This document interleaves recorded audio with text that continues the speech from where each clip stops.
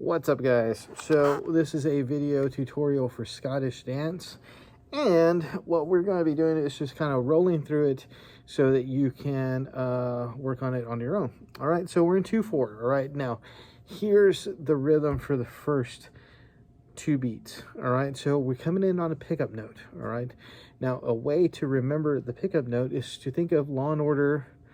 Everybody's watched Law and Order, right? So we remember on Law and Order, there's that dun dun, and then they go on into the next song, da da da da da, right? That is a pickup, all right? So it's very similar to the pickup here. The pickup here goes,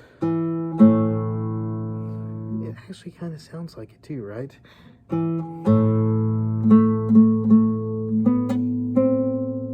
kind of, sort of, right? Okay. So when I count this for you, it's going to go 1, 2, go 2, bum, bum, because it's and 1, right? Now, the rest of the rhythm for the most part is going to be 1 and 2 and 1 and 2 and, all right? So we have and 1 and 2 and 1 and 2 and 1 and 2 and 1 and 2 and 1 and 2 and 1 and 2 and 1 and 2 and 1. All right, now here's the thing about that is that as it's going by, we're just counting 1 and 2 and 1 and 2 and there's a ton of repeats. Measure 1 is the same thing as measure 4. Measure 2 is the same thing as measure 5, and measure 3 is the same thing as measure 6. All right, so if you can learn that first line, you're 99% there. All right, so let's talk about that first line. We're starting here with the E, 2nd fret on the 4th string, right? And then we're going to an octave. All right, so I have my low A, and I have my A here on the 3rd string, 2nd fret. And what you want to do is you kind of just want to practice that for a second. So count it off, 1, 2, go 2, and 1. Just practice that for a little while until you are completely confident in hitting those notes. So 1, 2, go 2, and 1. Now from here, we're actually going modal, right? Because we have a G sharp, but we have no other sharps in the piece. So it's kind of an indication that we're playing a little modal here, right? So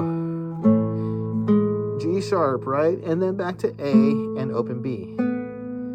Now, the way that we learn music is we learn something and we practice it and then we add to it, right? So check it out. 1, 2, go, and 2, and 1, and 2, and. So I just want you to go over that for a second before you go on to the second measure, all right? So let's talk about the second measure. Right now, you can pause the video and then move on to the second measure when you feel confident. We're hitting that low A again, right? Low A again, but this time we're adding the C, 1st fret, B string. All right, now here's a little trick for this whole section. Once you play this, you can kind of keep your finger planted here for the most part. So watch me. I'm gonna play the first, or that second measure. Open E, C, A. But if I leave my finger there from the first measure, check it out.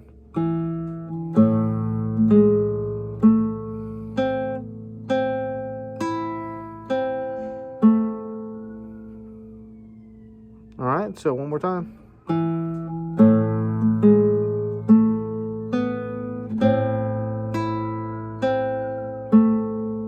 So you're gonna play those 2 measures a few times until you feel really confident, and then move on to the third measure. Third measure, open E, open B. All right, add the D, go back to open B, and G sharp.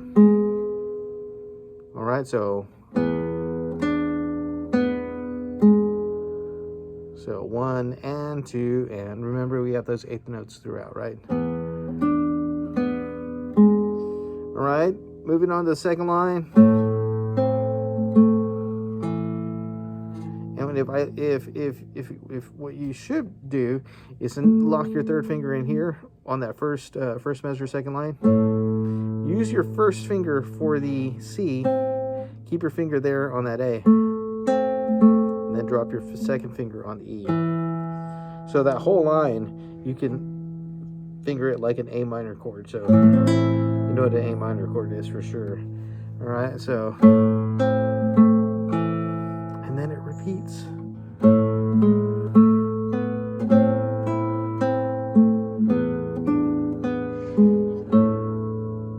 Easy peasy, lemon squeezy, all right? That's a whole A section. That's a whole A section, right?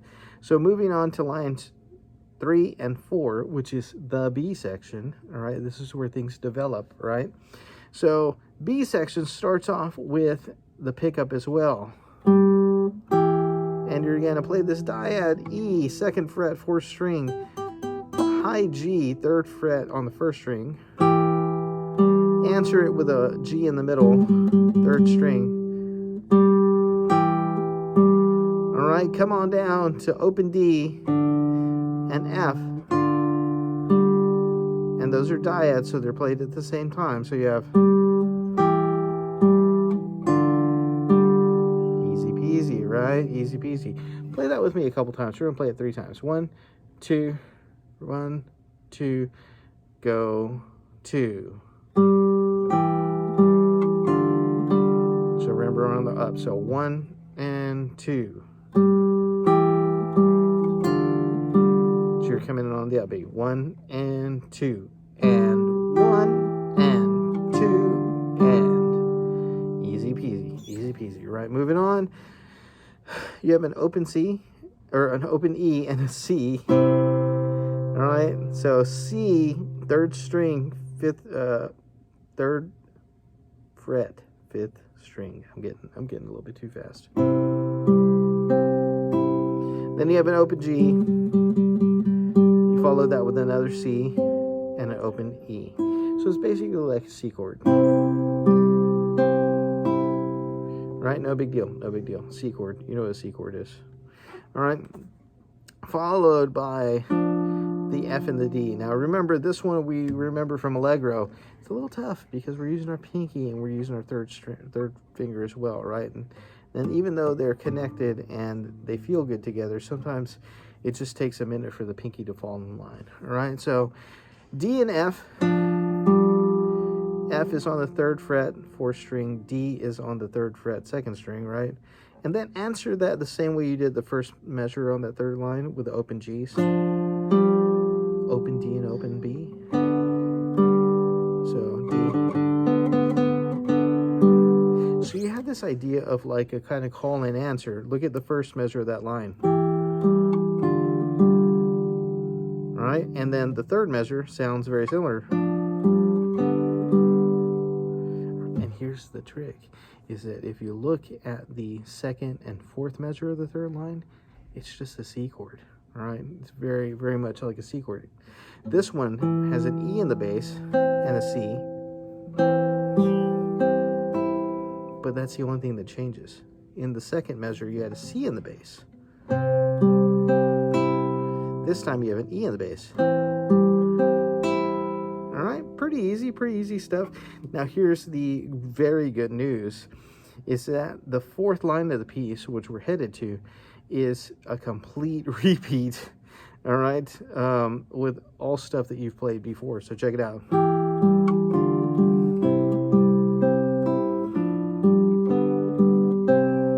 It actually ends a little bit easier because you just have those octave Cs. So C 1st fret, B string, and C 3rd fret on the 5th string. And the best news of all is that the last 2 lines you've already played, all right? It's just an ABA form. So it plays something in the A section, it plays something different in the B section, and then it goes back and kind of solidifies things with the A section again. So you know this.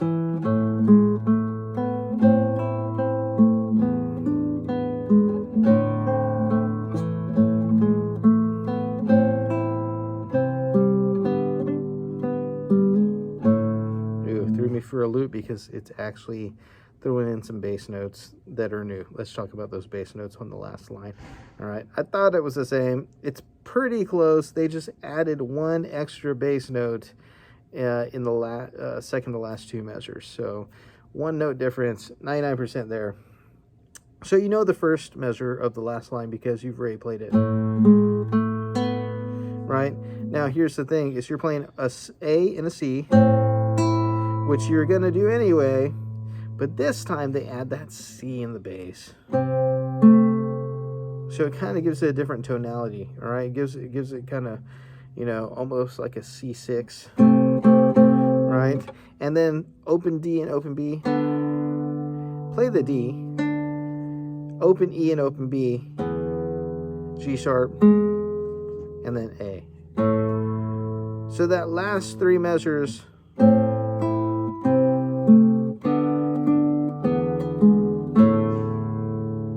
not too bad, not too bad. It's a little salt. It's a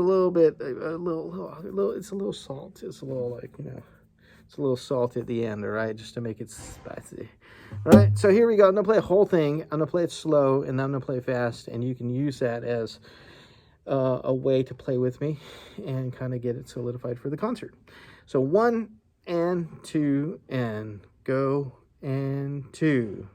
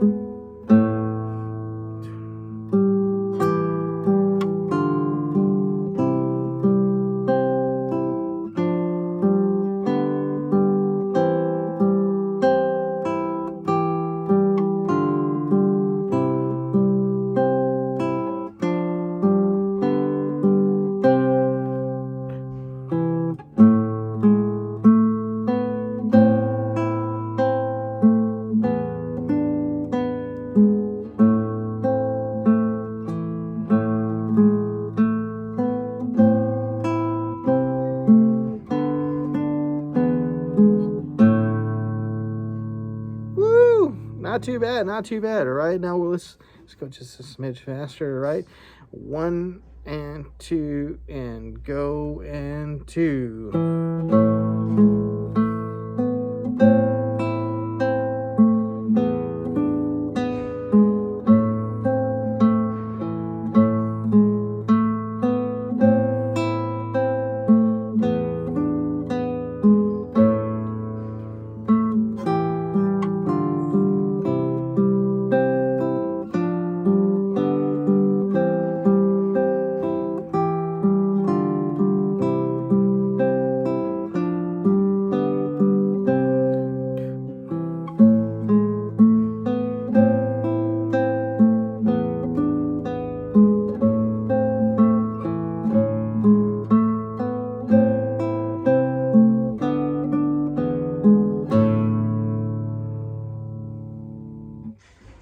Okie dokie. Hope that helps. Practice, practice, practice. And if you have any questions, let me know in class and we will work them out. Good luck.